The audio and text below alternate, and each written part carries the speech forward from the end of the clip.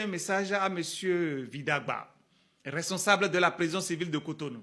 Des parents de détenus viennent tôt le matin, se couchent au bord de la voie, certains à 4 heures du matin, poireauter aux abords de la prison dans l'espoir de voir leurs parents, et quand vous ouvrez les portes, vous leur interdisez l'accès. L'une des règles que vous imposez, c'est que celui qui n'a pas préparé depuis la maison ne peut pas rentrer dans la prison. Donc il est interdit d'acheter au bord de la prison. Donc ceux ayant payé à manger au bord de la voie n'auront pas accès à la prison. À un de vos prisonniers mis aux arrêts depuis le jeudi dernier, vous refusez que ses parents lui apportent des habits de rechange. Pour vous, il faut qu'il reste dans cette même tenue dans laquelle il est venu. Nous savons tous déjà que le sucre, le gari, la farine de maïs, etc. sont interdits. Et ce qui est le plus drôle dans l'histoire, c'est que chez vous, le prisonnier n'a pas droit au poisson braisé, à la pomme. Parce que selon vous, c'est un luxe qu'il ne mérite pas, qu'un prisonnier ne mérite pas, même si ses parents le lui apportent. Monsieur Vidagba, vous avez oublié qu'un gardien de prison est lui aussi un prisonnier.